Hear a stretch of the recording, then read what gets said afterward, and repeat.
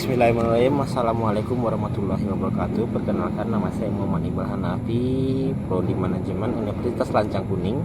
Yang mana di sini saya akan menyampaikan resume saya yang dikutip dari buku Bapak Sadono Sukirno, Pengantar Ekonomi Makro Jilid 3. Di sini saya akan mempresentasikan resume dari bab 4 sampai bab 6, yang mana bab 4-nya berjudul Keseimbangan Ekonomi Dua Sektor.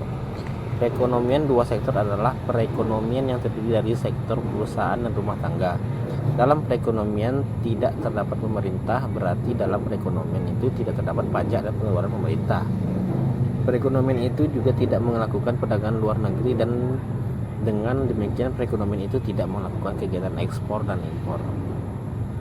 Dalam perekonomian dua sektor, sumber pendapatan yang diperoleh rumah tangga adalah dari perusahaan. Pendapatan ini yang meliputi gaji, upah, sewa, bunga, dan keuntungan adalah nilai sama dengan pendapatan nasional. Oleh sebab itu, pemerintah tidak memungut pajak, maka pendapatan nasional adalah sama dengan pendapatan disposable. Pendapatan yang digunakan rumah tangga akan digunakan untuk dua tujuan, yaitu untuk pengeluaran konsumsi, membeli barang dan jasa, dan ditabung di institusi keuangan. Tabungan ini akan dipinjamkan kepada penanam modal atau investor. Perusahaan yang akan mengembangkan usaha baru, memperbesar usaha lama, atau memodernkan pabrik yang ada, dan akan digunakan untuk membeli barang-barang modal seperti mesin-mesin, peralatan produksi lain, mendirikan bangunan pabrik, dan bangunan kantor. Dalam perekonomian dua sektor, komponen pengeluaran agregat terdiri dari perbelanjaan konsumsi rumah tangga untuk membeli barang dan jasa, dan perbelanjaan perusahaan-perusahaan untuk membeli barang modal. Pengeluaran rumah tangga mempunyai tiga ciri utama berikut, yaitu faktor utama yang mempengaruhi pengeluaran rumah tangga adalah pendapatan yang diterimanya.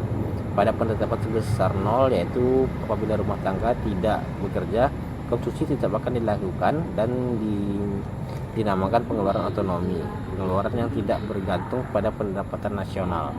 Dan apabila berlaku pertambahan pendapatan, akan berlaku pertambahan konsumsi, tetapi pertambahannya kurang dari pertambahan pendapatan.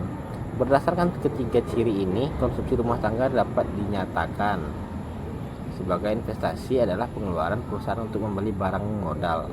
Secara statistik, ia dibedakan kepada tiga komponen, yang pengeluaran atas barang modal, membangun rumah tangga, tempat tinggal, dan perubahan dalam inventaris. Dalam teori makroekonomi, investasi meliputi komponen yang pertama. Faktor utama yang menentukan investasi adalah suku bunga, tingkat pengembalian modal, prospek masa depan, dan perkembangan teknologi. Analisis keseimbangan pendapatan nasional dapat dilakukan dengan menggunakan tiga cara, yaitu cara tablur, cara grafik, dan cara algebra. Cara tablur adalah contoh angka yang menunjukkan data pendapatan nasional, konsumsi, tabungan investasi, dan pengeluaran agregat. Bab 5. Keseimbangan ekonomi tiga sektor. Ekonomi tiga sektor adalah perekonomian yang meliputi kegiatan dalam sektor perusahaan, rumah tangga, dan pemerintah. Kegiatan pemerintah menimbulkan dua aliran pembayaran, yaitu pajak yang dibayar oleh perusahaan dan rumah tangga kepada pemerintah, dan pengeluaran pemerintah. Kedua bentuk aliran pengeluaran atau pendapatan ini mengubah pola aliran putaran dalam perekonomian. Dalam ekonomi tiga sektor belum terdapat kegiatan mengekspor dan mengimpor. Oleh karena itu, ekonomi tiga sektor dinamakan juga sebagai ekonomi tertutup. Pajak yang dipungut dari pemerintah dapat dibedakan menurut berbagai cara. Cara yang pertama adalah membedakan dengan pajak langsung dan pajak tak langsung. Cara yang lain adalah membedakan antara pajak regresif, pajak profesional, dan pajak progresif. Dalam kenyataannya, pajak yang selalu digunakan berbagai negara adalah pajak progresif. Dalam teori makroekonomi, yang selalu digunakan dalam analisis dalam pajak regresif dan pajak profesional. Dalam analisis mengenai keseimbangan pendapatan nasional, yang dimaksudkan dengan pengeluaran pemerintah adalah keseluruhan pengeluaran yang dilakukannya, yaitu pengeluaran yang meliputi konsumsi dan investasi. Faktor-faktor yang menentukan pengeluaran pemerintah adalah prospek pendapatan dari pajak pendapatan dan pendapatan pemerintah lain.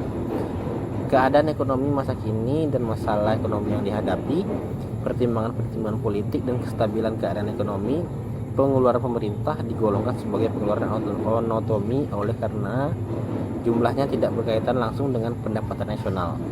Pajak akan mempengaruhi pengeluaran agregat melalui efek atas pengeluaran konsumsi rumah tangga. Pajak akan mengurangi konsumsi dan tabungan rumah tangga.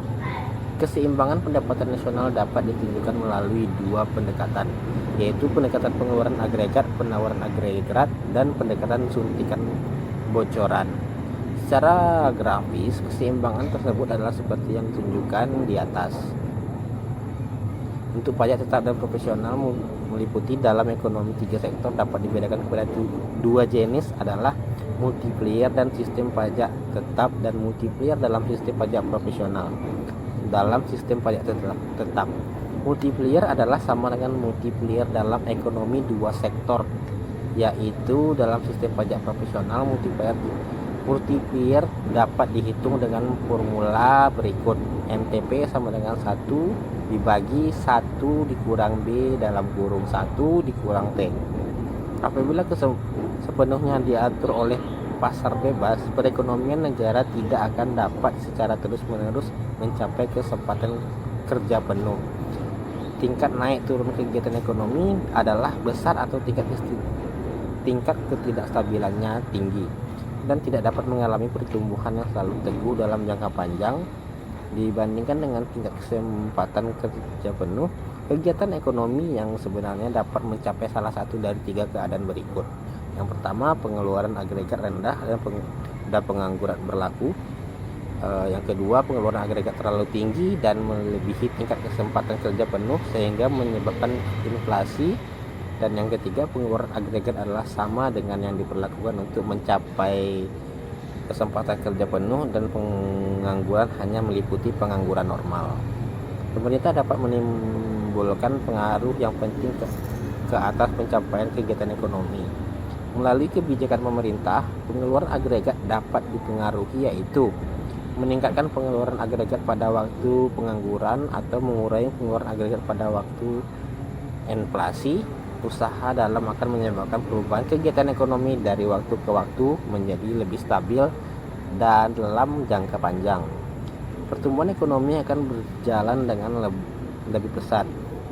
Salah satu cara untuk mempengaruhi pengeluaran agregat adalah dengan melaksanakan kebijakan fiskal, yaitu langkah-langkah pemerintah dalam perpajakan dan pengeluarannya untuk mempengaruhi tingkat kegiatan ekonomi. Dasar fiskal dibedakan kepada penstabil otomatik dan dasar fiskal diskresioner. Jenis-jenis penstabil otomatik yang utama adalah yang pertama pajak proporsional dan pajak progresif, yang kedua program asuransi pengangguran, yang tiga sistem harga minimum. Yang ke bab 6, keseimbangan perekonomian terbuka. Perekonomian merupakan suatu negara yang mempunyai hubungan ekonomi dengan negara-negara lain. Dalam perekonomian terbuka sebagai produksi dalam negeri diekspor atau dijual ke luar negeri, dan di samping itu terdapat pula barang di negara ini yang diimpor dari negara-negara lain. Perekonomian terbuka dinamakan juga sebagai ekonomi 4 sektor, yaitu ekonomi yang dibedakan kepada 4 komponen berikut: rumah tangga, perusahaan, pemerintah, dan sektor luar negeri. Dibandingkan dengan tiga sektor, aliran pusingan pendapatan dalam perekonomian terbuka meliputi dua aliran pendapatan atau pengeluaran tambahan, yaitu ekspor dan impor. Ekspor adalah suntikan ke dalam aliran pendapatan, sedangkan impor adalah aliran bocoran.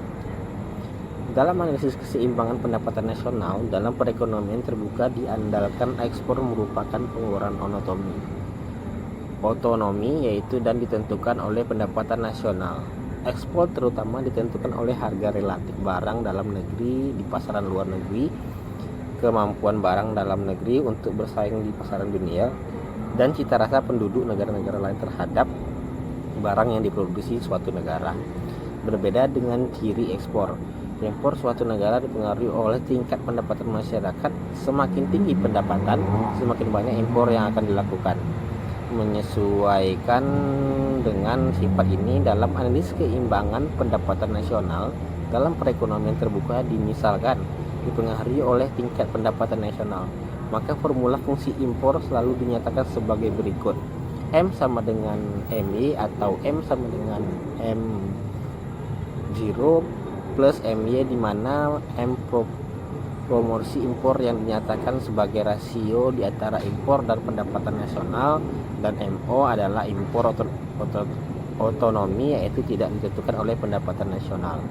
Dalam menerangkan mengenai keseimbangan pendapatan nasional dalam perekonomian terbuka, pendapatan secara contoh angka tak perlu digunakan lagi.